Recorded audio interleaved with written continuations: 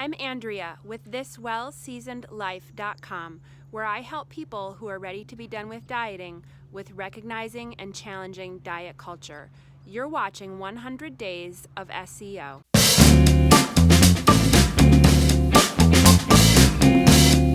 What is happening, my smart friends? I am Brendan Hufford. I am here in this 100 Days of SEO to help you make a radical change in your life with SEO, just like I've done in mine. A little bit of background in case you're new here. I am the founder of SEO for the Rest of Us and 100 Days of SEO. I am also the SEO director at a phenomenal agency here in Chicago called Click Studios. I'm a former teacher, and I'm gonna cram in as many dad jokes as I can because I'm pretty basic. Real quick, I just want to thank Ahrefs. You're going to see me show Ahrefs as a tool that I use in my business every single day.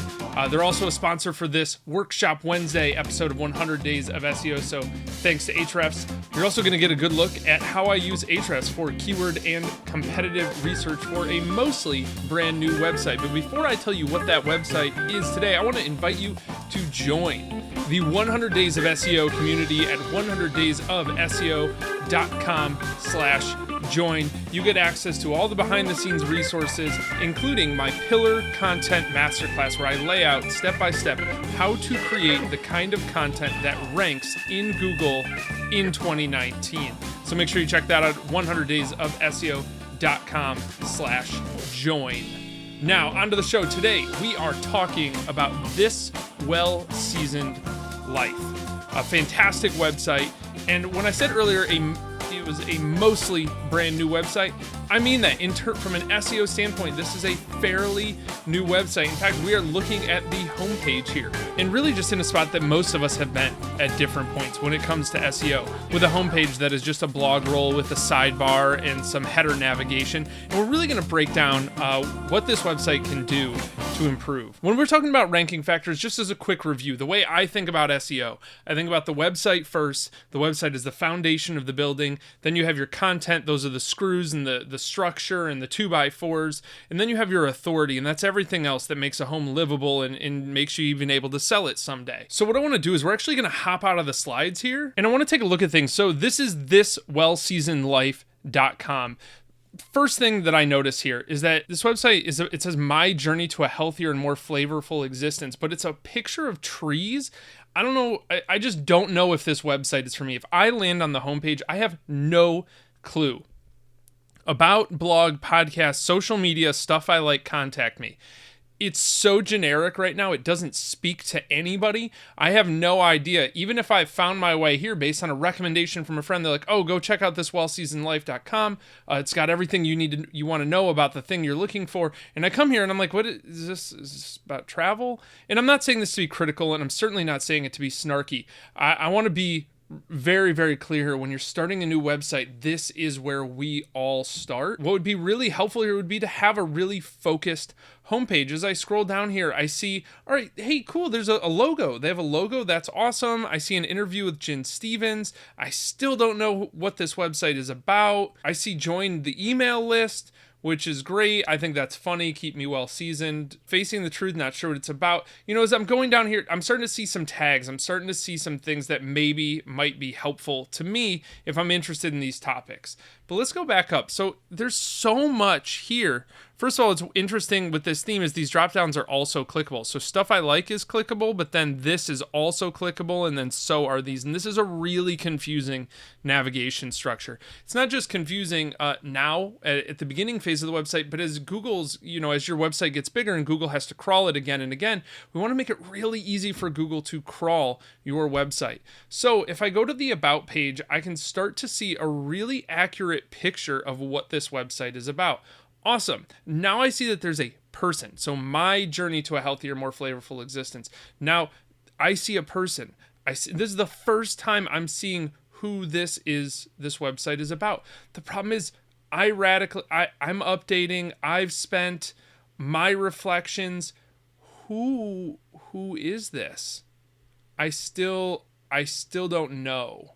And that's a big bummer for me. I think that users are people and website creators are people. And the sooner you can connect with who you are and who your audience is, the better. So I think that's my number one tip right now. And I mean this also from an SEO standpoint, is to really make sure that this website is about you. So I know that this website is about Andrea. It's really important that other people do as well. And it really doesn't say in here any details about that.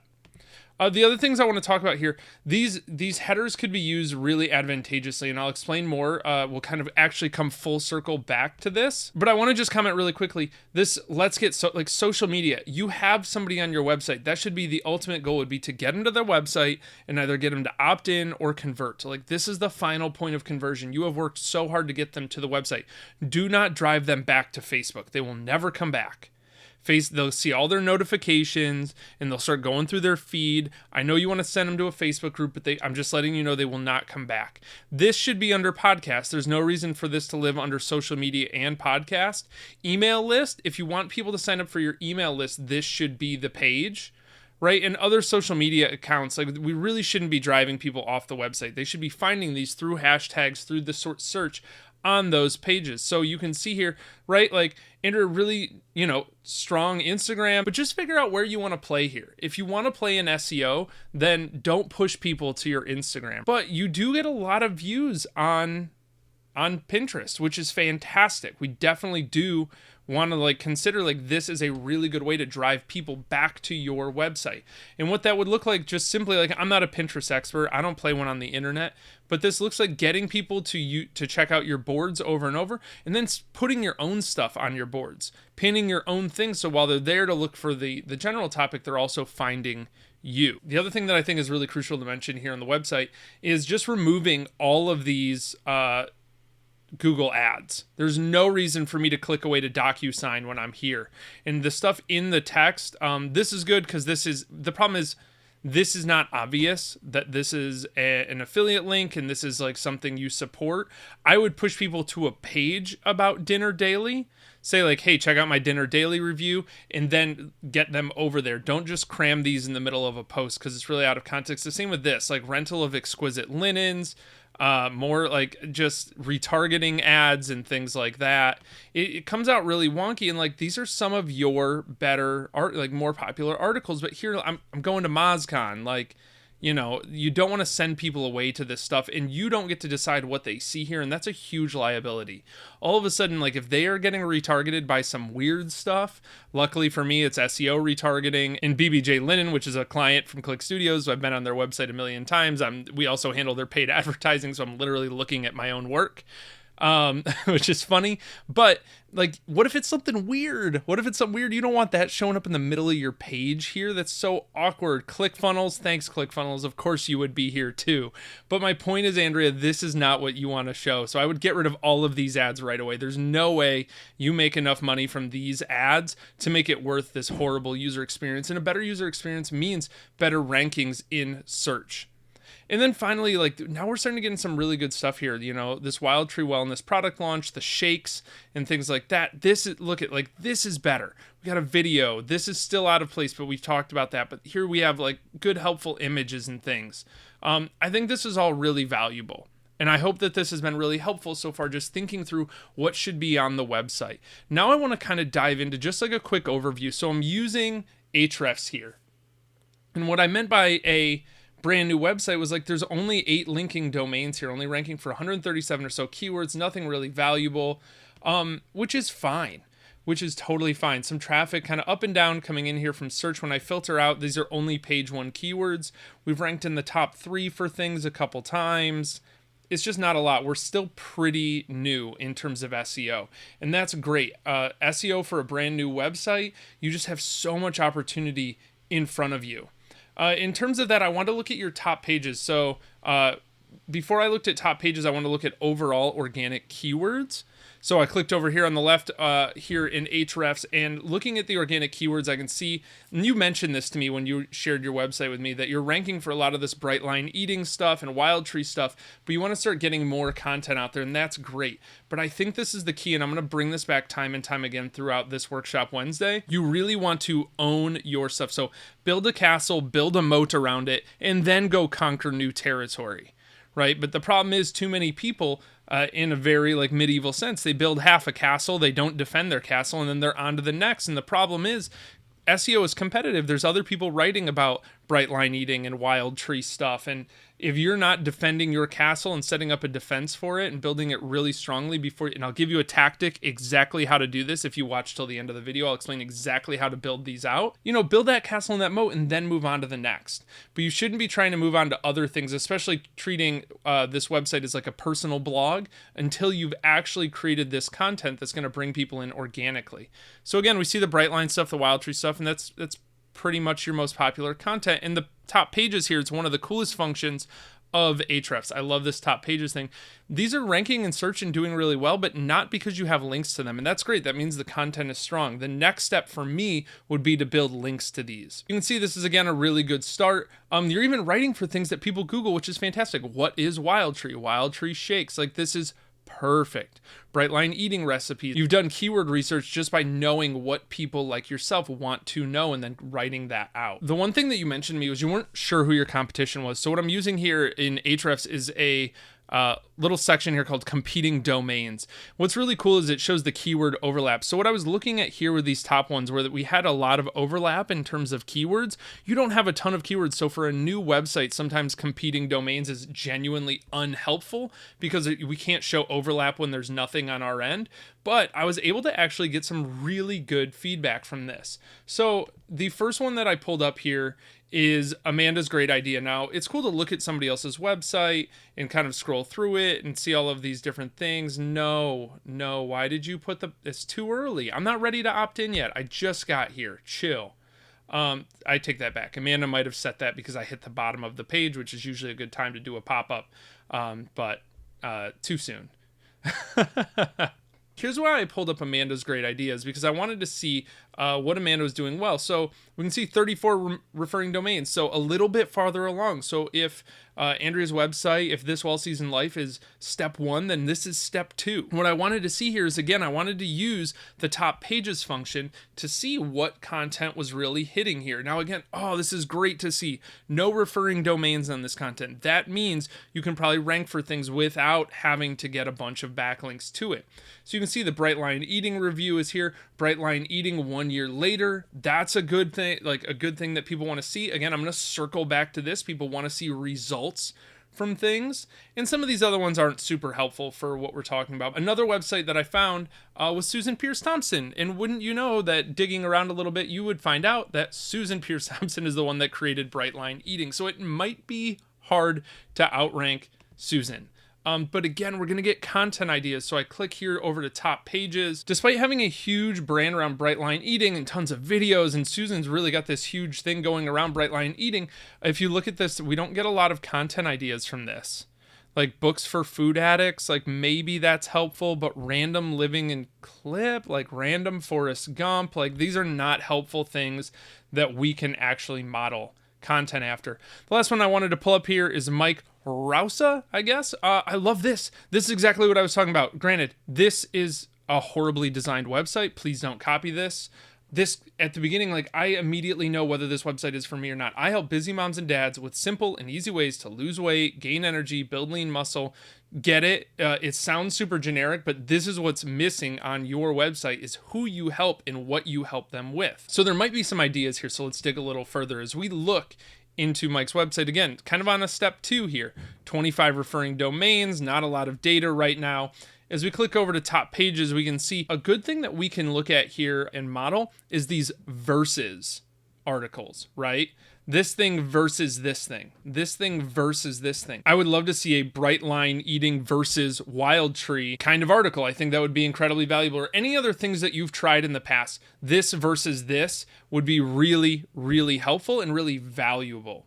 And let me explain why. Because as we dive back into the slides here, I want to share with you how I think you can win with this website. I'm sure you'll have a lot of people telling you, hey, this is a really crowded space and it's hard to play in, but I think this is a smart strategy and you can win with this. The first is just using the Am SEO framework, right? Figuring out somebody's intent when they're Googling something. If I'm Googling wild tree recipes, what is my intent? What do I want and why do I want it?